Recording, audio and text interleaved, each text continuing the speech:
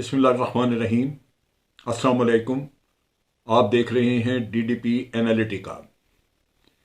आज हम बात करेंगे इस कंट्रोवर्सी के बारे में जो कि डीजीआईएसआई की पोस्टिंग के बारे में धड़ाधड़ हमारे टेलीविजन चैनल्स पे डिस्कस की जा रही है पिछले काफ़ी दिनों से। अफसोसनाक है ये। डीजीआईएसआई की पोस्टिंग बिल्कुल एक नॉर्मल पोस्टिंग है, लेकिन फिर भी एक सिक्योरिटी अदारा है, उसकी पोस्टिंग है, उसको पब्लिक में उसके ऊपर बहस मुबासा नहीं होना चाहिए था। मुल्क में क्या यही इशू है? हमारे मुल्क में बेशुमार इशू है इस वक्त जिनके ऊपर बात हो सकती है और मीडिया को करनी चाहिए। महंगाई का इशू तो सब देख रहे हैं, वो है ही है। गवर्नेंस के प्रॉब्लम्स भी बाज हैं। हुकूमत के बाद अभी फिर नैब का आपने देखा कि उसके बारे में नया ऑर्डिनेंस पास हुआ है, कंट्रोवर्शियल है, उस पर बातचीत होनी चाहिए।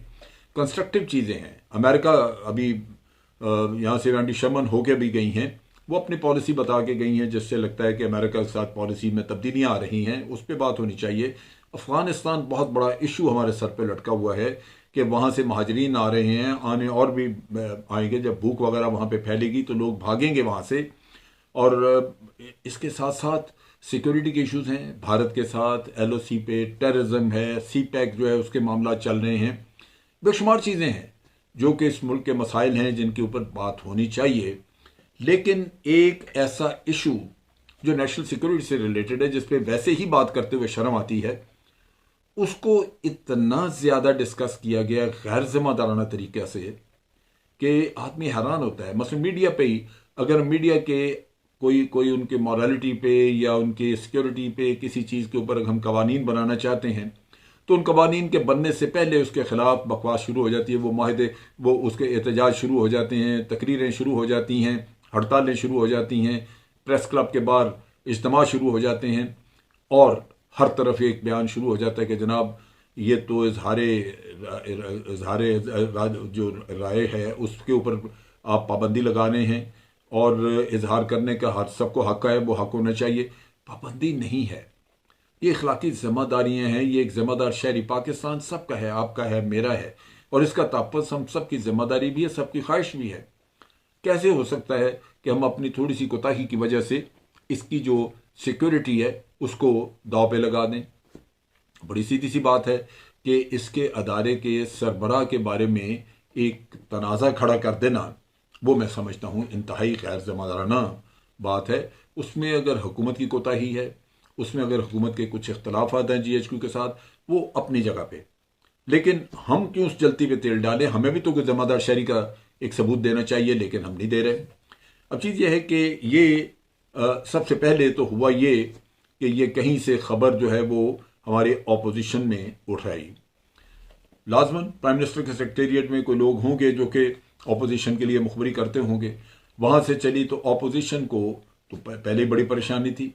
इमरान खान पहले दिन से ये कहते रहे कि फ़ौज और हम एक पेज में हैं, और ये चीज़ इतनी तकलीफ दे रही थी ऑपोजिशन को कि इसके ऊपर उन्होंने सारा इल्ज़ाम ही इस पर लगा दिया कि फ़ौज की वजह से आए हैं, ये सिलेक्टेड है, फ़ौज लेके आई है। वो एक पेज पे रहने का जो राग अलापते थे वो खुदा खुदा करके बंद हुआ। तो अब ये उनकी ख्वाहिश थी कि किसी तरह हुकूमत और फ़ौज के दरमियान कोई इख्तलाफात पैदा हों। इख्तलाफ पैदा नहीं हुए, लेकिन उन्होंने अपने ख्याली तौर पर इख्तलाफात बना लिए और इस चीज़ को उछालना शुरू किया। फिर जो अपोजिशन ने अपने साथ कुछ मीडिया के लोग मिलाए हुए हैं जो सिर्फ और सिर्फ बुग़्ज़ इमरान या बुग़्ज़ फ़ौज में मर रहे हैं, सड़ रहे हैं, जल रहे हैं, उन्होंने भी कहानियां बनानी शुरू कर दी। नतीजा ये हुआ कि ये किस्सा ज़बान ज़द-ए-आम आ गया। फिर इस चीज़ का जवाब देने के लिए थोड़ी बहुत कसर रह गई थी, वो फवाद चौधरी साहब ने एक प्रेस कॉन्फ्रेंस कर दी, ट्वीट्स भी करने शुरू हो गए और उन्होंने अपनी तरफ से कोशिश की कि शकूक व शुबहात दूर किए जाए। उन्होंने कहा जी कि अगर रिफ्ट होती तो हम तो बहुत ही अच्छे हमारे ताल्लुकात हैं फ़ौज के साथ, अगर रिफ्ट हो जाती तो बड़ी नुकसानदेह है। ये तो सारी दुनिया को पता है कि रिफ्ट होनी नहीं चाहिए। पहली बात ये जो कि हमें ज़हन में रखना चाहिए कि पाकिस्तान आर्मी पिछले 2008 के इंतखाबात से लेके आज दिन तक कई दफ़ा ये दोहरा चुके हैं चीफ ऑफ आर्मी स्टाफ कि हम जमहूरियत के साथ हैं, जमहूरी लीडर्स के साथ हैं, जमहूरी अदारों के साथ हैं और हम चाहते हैं कि जमहूरियत परवान चढ़े। लिहाजा फ़ौज तो कोई ऐसा कदम उठाती नहीं, ना उठाएगी, ना कर रही है जिससे कि जमहूरियत या सिस्टम कमज़ोर हो। लेकिन ये तो फिर बाकी विजडम, बाकी अकल और सूझबूझ जो है वो तो हुकूमत की अपनी है। फौज हर मैदान में मदद करती रही है, इसी हुकूमत के भी आप देख लें तो इकॉनमी के मसले हों तो तब फौज कहती है अच्छा हम बजट नहीं बढ़ाएंगे अपना। फौज जाके इंडस्ट्रियलिस्ट और दूसरों को समझाती है कि भाई अपनी प्रोडक्शन बढ़ाएं, अपने लिए काम करें, वो उनको सजेशंस देती है सिर्फ इस वजह से। या ताजर आके मिलते हैं कि जी हमारे ये मसले हल करवाएं। ये हकीकतन फौज की जिम्मेदारी नहीं है, लेकिन एक गुड फेथ के यार मुल्क तो सबका है, अगर हम हुकूमत का हाथ बटा सकते हैं किसी चीज़ में तो क्यों ना बटाएं। चलें जी, एक मुहब्बे वतन शायरी सारे चाहेंगे, ये फौज ने भी किया। अब और आप क्या करें, हर जो काम बताते रहे, गंदी नालियां तक तो साफ की, ये सब काम किए सिर्फ इस वजह से कि ये मुल्क हम सबका है। इसमें अगर हम सिर्फ और सिर्फ अपनी आईनी जिम्मेदारियों को देख के बात करें तो बहुत सारी चीजें हैं जो फौज शायद ना करे, लेकिन फौज इसलिए करती है कि उसके अपने लोग हैं, अपना मुल्क है, अपने ही लोगों को अगर तकलीफ है तो दूर करने के लिए फौज बिल्कुल सब कुछ करने को तैयार है। तो ये बात समझनी चाहिए कि ये एक पेज है क्या, एक पेज यही है कि मुल्क हम सबका है और हम सब में मिल के काम करना, हम सब एक पेज पे हैं। लेकिन बाज लोग अपने ज़ाती मुफादात के लिए इन चीज़ों को हवा देते हैं, उछालते हैं, जिसकी वजह से ये तनाज़ा एक बना के इसको बाहर पेश किया गया है। इसका फ़ायदा उठाया भारत के अखबारों में, भारत के जितने भी मीडिया हाउसेज हैं या आउटलेट कह लीजिए, उनसे तकरीरें शुरू हो गई और ये इंस्टीट्यूशंस को कमज़ोर करने का एक जरिया बनता है। जब उनके ऊपर अंदर बाहर से तनकीद शुरू हो जाती है, हुकूमत पे हो तो हुकूमत के लिए मसला। ज़रूरत इस बात की थी कि इस बात को बावजूद इसके कि हुकूमत ने डिले की है, बावजूद इसके कि इसमें कोई कंसल्टेशंस इन्वॉल्व हैं, अखबारात का, मीडिया का, ऑपोजिशन का, किसी का कोई काम नहीं था कि इसको पब्लिक इशू बनाते। बेहतर ये होता कि हम सब सूझबूझ का, दूरअंदेशी का सबूत देते और इसको जहां है वहीं रहने देते। और अगर किसी ने नसीहत करनी है तो वो इतना कह सकता था कि डिले करना मुल्क के मफाद में नहीं, हुकूमत को चाहिए कि इसका जल्दी फैसला करे, बात खत्म। उससे आगे आप इसको अगर बढ़ाएंगे तो फिर मुश्किल पैदा होगी। और ख़ास तौर पे हमारे मुल्क का जो सियासी माहौल है इस वक्त वो है कन्फ्रंटेशन वाला।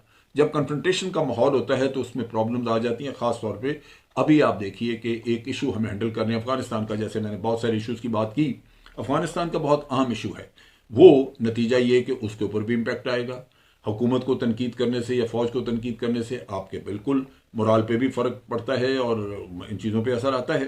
तो होना ये चाहिए था कि ये काम जो है ये बिल्कुल अंदरूनी खाना चुप करके कर लिया जाता। अब आप देखिए कि अगर प्राइम मिनिस्टर उसको सिलेक्शन में इस तरह चर्चा करते हैं, इतना उसका ढोल पीटा जाता है और फिर आप कहते हैं जी प्राइम मिनिस्टर इंटरव्यू करेंगे, इंटरव्यू कर लिया कि 1.5 साल बाद या 2 साल बाद प्राइम मिनिस्टर ये नहीं होते, कोई और होता है, किसी और पॉलिटिकल पार्टी की गवर्नमेंट आ जाती है। अब वो पॉलिटिकल पार्टी ये सोचे कि इन्होंने बड़ा सोच समझ के इंटरव्यू करके रखा था, जो DGISI आज है वो तो PTI का आदमी है, तो फिर क्या होगा, इंस्टेबिलिटी।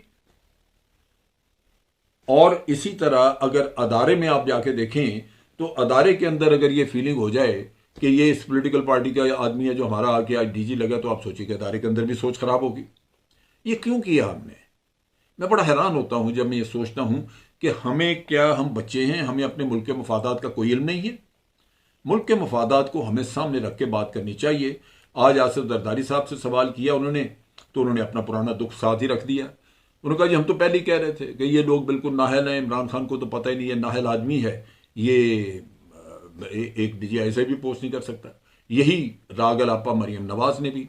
तो जब आप इन चीज़ों को इकट्ठा करें तो आप सोच लीजिए कि हम कौमी इश्यूज, कौमी मामलात में भी अपने ज़ाती स्कोर सेटल करने से बाज नहीं रहते। बाहर सूरत ये इंतहाई काबिल अफसोस चीज़ थी, ये होनी नहीं चाहिए थी। और अब भी मेरी तो यही ख्वाहिश होगी कि जितना जल्दी हो सके इस किस्से को लपेट देना चाहिए।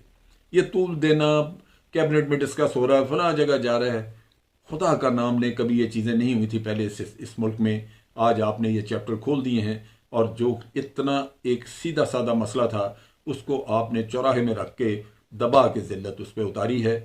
मुझे भी शर्म महसूस होती है और मेरा ख्याल है बाकी पाकिस्तानी भी यही महसूस करते होंगे।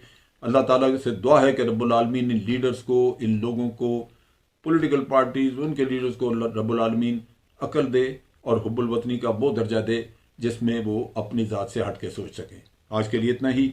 अफवाज पाकिस्तान जिंदाबाद, पाकिस्तान पाइंदाबाद।